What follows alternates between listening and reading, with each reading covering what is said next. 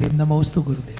Saurabh Ruby दिव्यांजन उपकार agency बंधु ढूंढाईथन की ट्रस्टी तो हैं ही, और साथ में ही नींव से सिटर तक सागर में जो भाटोदय में सहस्त्रपुर जिनाले बन रहे हैं उसके पुण्यार्जक भी आप ही हैं। बहुत अच्छा। और इस बार एक आदर्श और कि पिता और माँ आते थे हमारे प्रेमचंद जी, संध्या जी, लेकिन इस बार उन्होंने अपने बेटे बहू को भेजा ताकि ये महावीर का रथ आगे तक चल सके। ऐसे सौरभ रूही जी अपना प्रश्न करें और उसके बाद में तैयार रहेंगे इस देश के भामासा अशोक सुशीला जी पाटनी किशनगढ़। सकल दिगंबर जैन समाज सागर और उपकार परिवार की ओर से मुनि संघ को नमोस्तु इच्छामी इच्छामी इच्छामी। महाराज श्री, आज के द्वितीय अध्याय में आपने अकाल मृत्यु के बारे में बताया था। गुरुदेव, अकाल मृत्यु होता क्या है? अगर हम इसको नहीं मानते हैं तो क्या इसमें मिथ्यात्व का दोष लगता है क्या? देखो, अकाल मृत्यु को लेकर के लोगों में बहुत सारी भ्रांतियाँ। आपने बहुत अच्छा सवाल किया और मैं चाहता हूँ इस पर पूरा प्रकाश डाल दूँ। मध्याह्न में तो समय ज़्यादा होने से मैंने संक्षेप में निपटाया सबसे पहले मृत्यु क्या है इसे समझे। मृत्यु क्या है? आयु क्षय मरना, आयु के क्षय का नाम मृत्यु है।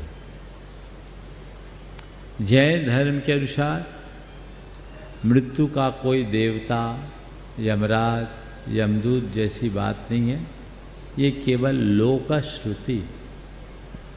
जैन धर्म के अनुसार जब तक हमारी आयु होती है हम जीवन जीते हैं और आयु पूर्ण होते ही हमारा अंत हो जाता है।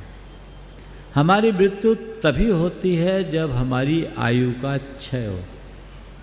आयु का एक परमाणु भी यदि शेष हो तो हमारी मृत्यु नहीं हो। समझिए।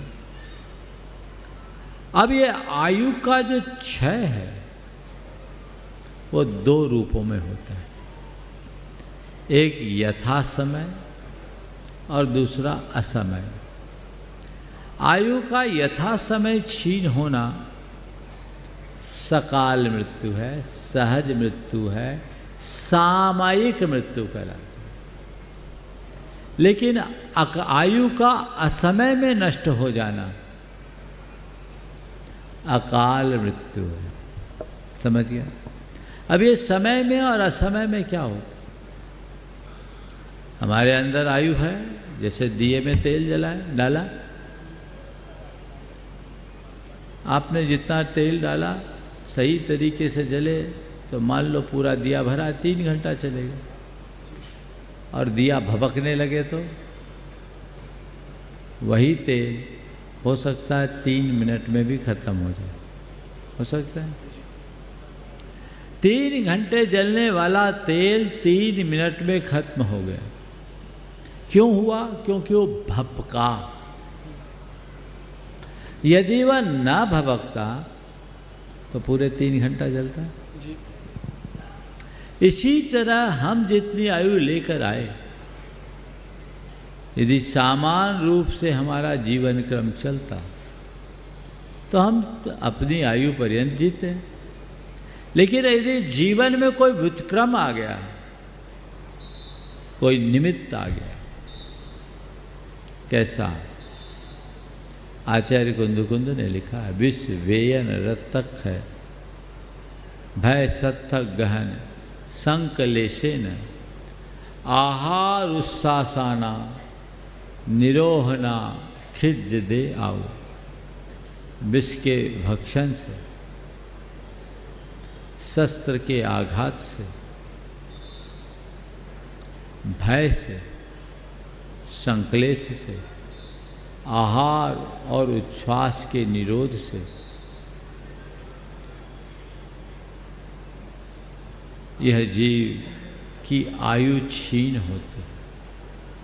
फिर आगे उन्होंने कहा, गिरिचरण पड़न भंगे ही अनय पसंगे ही विवेह ही अपमिच्चु महादुखम पत्तोसी अनंत वो धीर।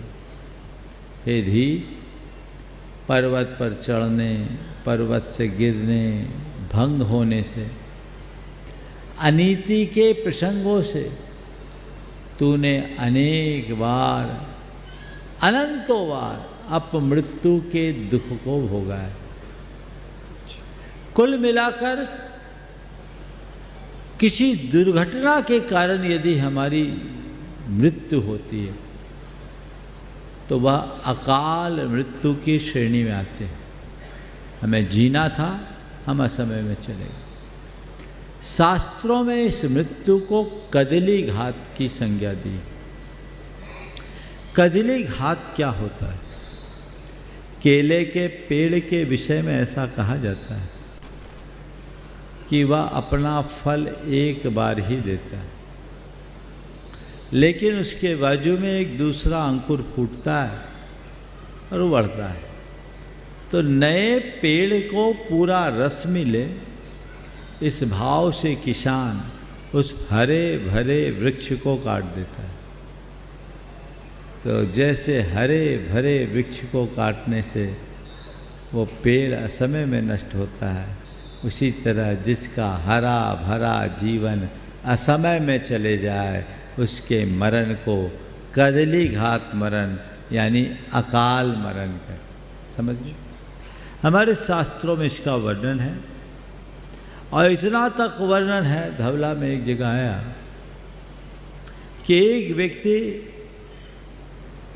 1 कोटि पूर्व की आयु लेकर के जन्मा, यानी मनुष्यों की जितनी उत्कृष्ट आयु हो सकती है उतना लेकर जन्मा, और वह व्यक्ति अपनी पूरी आयु को